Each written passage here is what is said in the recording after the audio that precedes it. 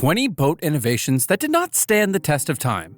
During World War II, Japan built a submarine that could launch airplanes. It was meant to be the ultimate secret weapon, an underwater aircraft carrier that could attack from anywhere. But instead of influencing the war, it was quickly abandoned. Why did it fail? And why hasn't anyone tried to build one since? Let's find out. Number 20. The solar-powered ocean liner. What if we could power an entire cruise ship with sunlight? Sounds amazing, right? Engineers tried, but the results were far from ideal. The energy demands of an ocean liner far exceed what solar panels could generate. While solar power works for small boats, scaling it up to a massive ship proved impossible. There simply wasn't enough deck space to fit the required panels. The dream of a solar-powered ocean liner, dead in the water. Number 19. The amphibious car-boat hybrid. Imagine driving straight into the ocean without sinking. Sounds fun, right? That's exactly what the Amphicar promised in the 1960s.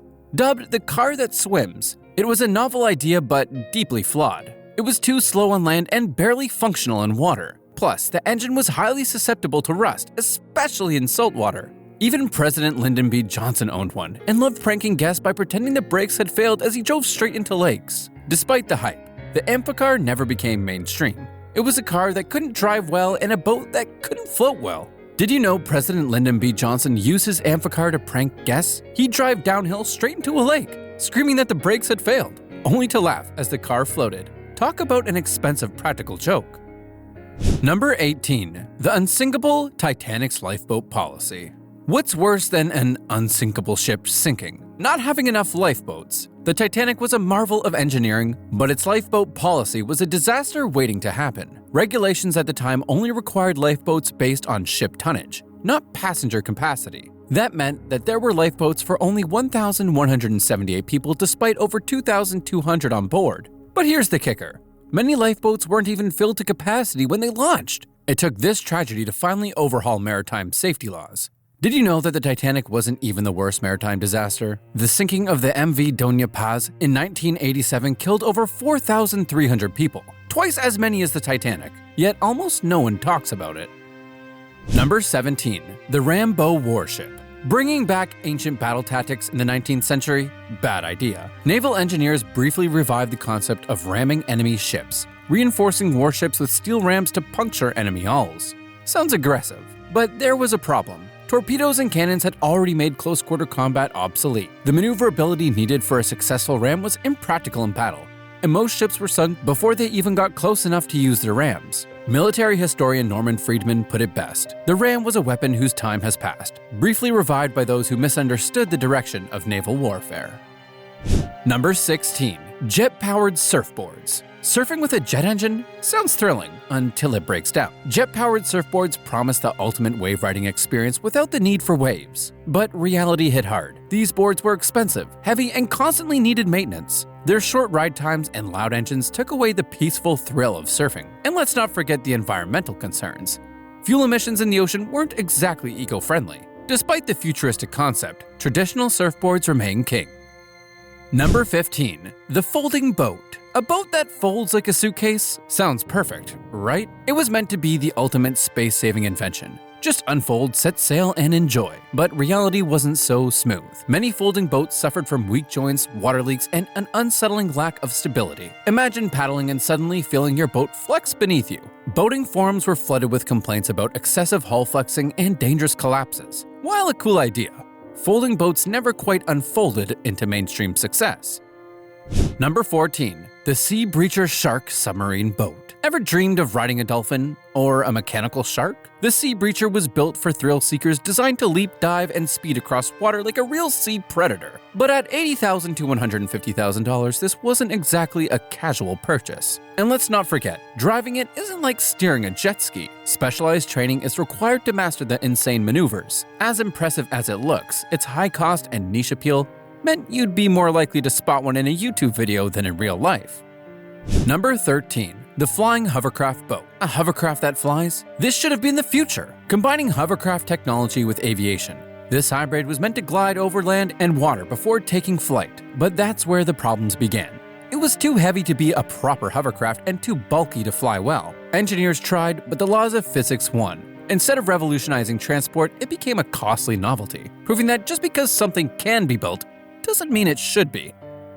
Number 12. The Submarine Aircraft Carrier, I-400 class. A submarine that launches airplanes? It sounds like pure science fiction, but during World War II, Japan actually built these monstrous subs designed to carry 3 bombers for secret attacks. The idea was terrifyingly brilliant. Surface launch planes disappear underwater, but in practice, a disaster. The I-400s were slow, hard to maneuver, and sitting ducks for enemy patrols. By the time they were ready, radar had made surprise attacks nearly impossible. They were surrendered before ever fulfilling their purpose. Did you know that Japan once planned to use its submarine aircraft carriers to bomb the Panama Canal? If successful, it could have crippled Allied supply routes, but delays in shifting war priorities meant the mission never happened.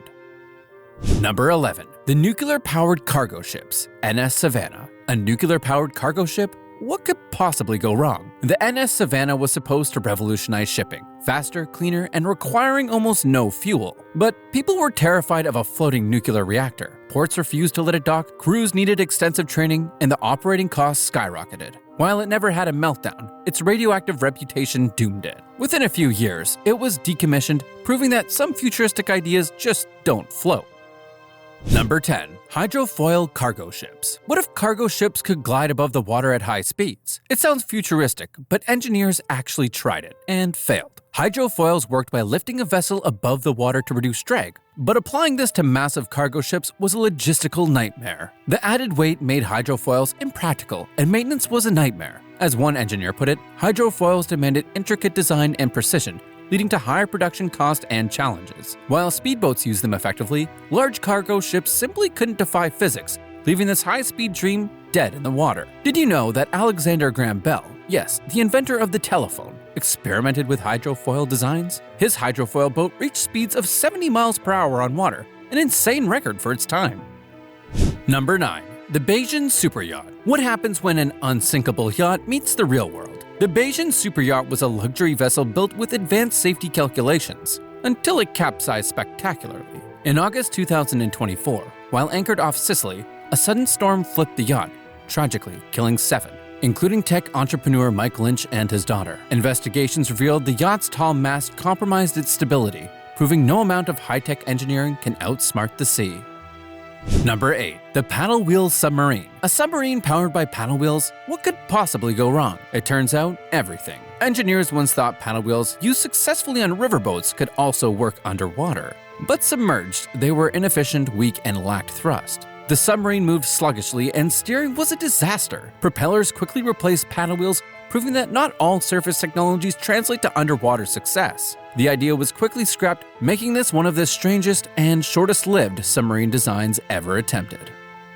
Number 7. Tributyl Anti-Fouling Paint. A miracle paint that protected ships, but poisoned the ocean? TBT was a game-changer for reducing maritime growth on ship hulls, saving fuel and maintenance costs. But there was one problem. It was extremely toxic. It caused reproductive issues in marine life, turning some species sterile and even changing the gender of sea creatures. Oyster deformities, whelks suffering from sex change, it was an ecological nightmare. The damage was so severe that governments worldwide banned TBT, leaving shipbuilders scrambling for alternatives. As one scientist put it, it solved one problem and created a catastrophe.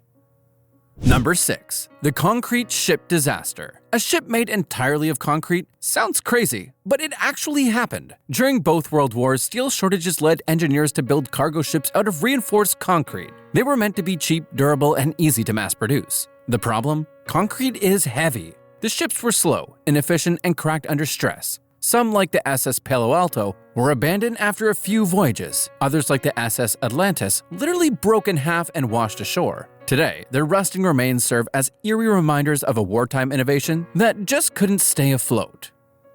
Number 5. The Evinrude Fitch Fuel Injection System. What if groundbreaking engine technology bankrupted an entire company? Evinrude's Fitch Fuel Injection System was supposed to revolutionize two-stroke boat engines, offering better fuel efficiency and lower emissions. But a rushed release led to massive failures. Engines stalled, power heads malfunctioned, and some even caught fire. One boater recalled, "I saw sparks flying out of my engine. Never again." The problems resulted in mass recalls, destroyed customer trust, and ultimately led to the bankruptcy of Outboard Marine Corporation in 2000. What should have been a game changer became one of the worst disasters in boating industry history. Number 4. The Martin P-6M Seamaster, a jet-powered flying boat designed to carry nukes. What happened? During the Cold War, the US Navy wanted a bomber that could take off from the water and deliver nuclear weapons. The Martin P-6M Seamaster was their answer. Fast, powerful, and designed for destruction. But missile technology advanced faster than expected, making the project obsolete before it even launched. The government scrapped the program, and the few prototypes built were abandoned. The Seamaster became just another relic of Cold War military experiments. Number 3. Horse-powered boats.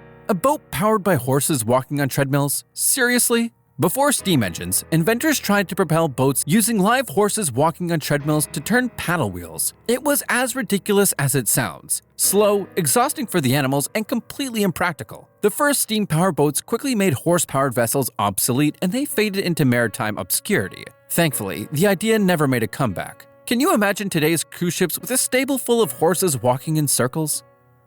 Number 2. The Halkett Boat, a coat that transforms into a boat? Sounds genius. Or does it? In the 19th century, explorer Peter Halkett invented a waterproof cloak that could inflate into a one-person boat. It was meant for explorers crossing rivers, but in reality, it was barely functional. The fabric was flimsy, the design unstable, and it proved no real shelter in bad weather. One Arctic explorer said it's more useful as a raincoat than a boat. Despite its creativity, the Halkett boat never caught on, proving that some inventions should stay in a sketchbook.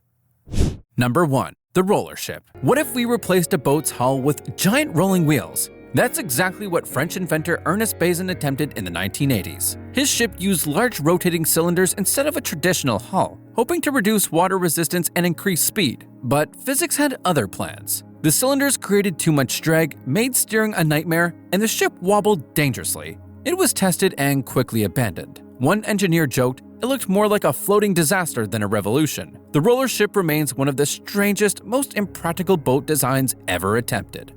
Which one surprised you the most? Let us know in the comments. And if you appreciate this video, please like, share, and subscribe for more fascinating content on unique and old boats. And thanks for watching.